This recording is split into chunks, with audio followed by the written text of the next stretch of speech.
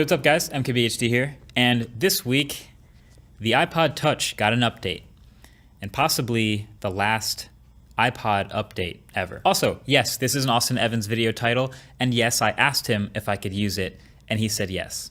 So thanks, Austin. Okay, so the iPod was, I think, Apple's first really super massive hit. You know, they had other popular products, but I remember a time in high school when literally everyone I knew either had an iPod or wanted one. They were ubiquitous. But then, of course, as we all know, the iPhone launched, combining the iPod with a couple of other things. An iPod, a phone, and an internet communicator. An iPod, a phone. Are you getting it? And then the rest is history. That absolutely took off. We all know what the iPhone turned into, and it sort of pushed over the iPod as Apple's new baby, and it's dominated ever since. Even to this day, in 2019, 60% of all of Apple's revenue comes from iPhone sales. Now the iPod's not even listed up at the top of the categories on Apple's website anymore. Feels kind of like this retired category. You kind of have to actually dig to find them and buy them. And so this past week, Apple updated one. And if you search iPod on apple.com, you can find them. So why? Well, this is it. So I bought the new Product Red 2019 iPod Touch at the new baseline of 32 gigs of storage for $200. And on paper, it's barely an upgrade. It's mainly just this spec refresh in the exact same design it's had for the past couple years. So now it's rocking an A10 Fusion chip.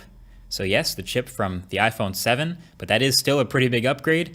And then it still has 1 gig of RAM, still the same 1043 milliamp hour battery from the past few years, still the same 4-inch LCD Retina display, same home button with no Touch ID, no Face ID, same 8 megapixel rear camera with a little camera bump, and same huge white bezels on the front of every single one except the space gray model, and the same 1.2 megapixel selfie camera up front that they've always had since the beginning. And it still has that same plastic sort of cutout hole punch on the back of the all-metal iPod for GPS and other antenna signals to pass through instead of building, you know, antenna bands on the outside like every other device nowadays. So now knowing all this and actually having held it and felt it, like the question is super obvious.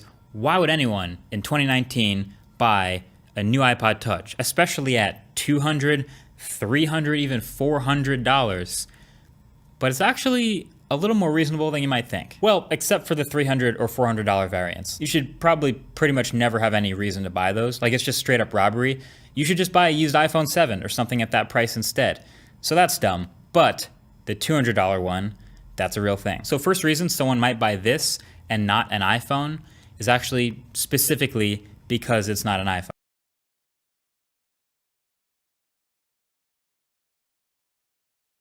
Lots of people, whether you agree with it or not, want to get their kids a piece of tech, but they're too young for an iPhone or not responsible enough to have a phone yet. So they get an iPod to listen to music and mess with apps and games and get familiar with technology, watch videos.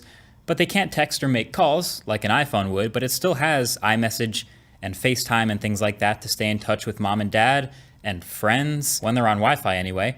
But yeah, that's a whole category. So that's people who don't already have a primary smartphone. But even if you do already have a phone, the iPod Touch is, of course, much smaller. I, for one, definitely forgot how small this is. Like, I don't know about you, but I always thought of the iPod Touch as the biggest, chunkiest iPod. I remember the iPod Nano was great for like armband size or working out or running. The iPod Shuffle was always tiny. So it seemed like the iPod Touch was this big, unwieldy iPod. But even today, people go running with their phones that are massive. But if you compare them today, the entire iPod Touch from 2019 fits inside just the screen of the iPhone XS Max. It's just such a drastic difference. But yet the iPod's 4-inch screen, while it's technically smaller than the one on the front of the Galaxy Fold, the aspect ratio is much more standard. It's 16:9, so it's not impossible to type on. You still feel like you can use it normally. So this is truly one of the last devices, other than like the Palm phone, with a screen that you can actually reach all 4 corners without struggling. And also my favorite part is holding it in my hands kind of makes my hands look just absolutely massive, like Shaq's hands. You know that clip of him holding a perfectly normal sized water bottle? Yeah, I feel like this iPod makes my hands look that big. But anyway, it's extremely thin and light, as you could probably guess from the 1000 milliamp hour battery or so. but going running with it is no problem. You can hold it or have it in your pocket or an armband. That is the advantage this has over anything else, is just being so portable. And then of course, yes, that headphone jack is so important as a media player. And yes, it comes with, as you saw, wired headphones in the box in 2019. So yeah, it's just really good for people who can't have a phone yet or don't have a phone yet that does everything this does. But even for people who do already have a phone, this is the only iPod left. It's the last iPod.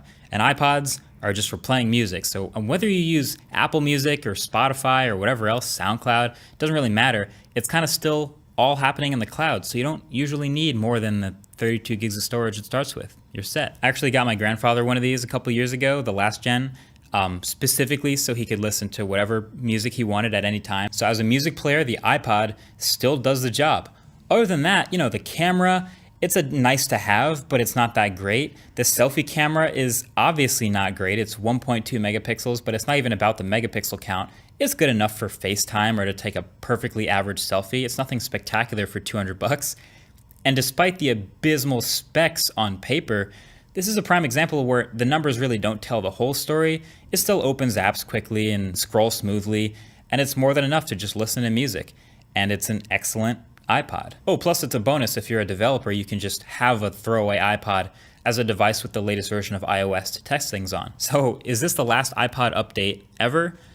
I don't know. I don't think anyone outside of Apple really knows the answer to that question, but it sure feels like they've been slowly winding down that whole category for a while now. But yeah, this really takes me back to, you know, those days of my first ever pieces of tech I ever got and the craziness of having all the songs you want in your pocket with an iPod. Anyway, that's why the brand new iPod Touch still exists in 2019. I could actually see people buying the $200 one, not the $300 one, not the $400 one.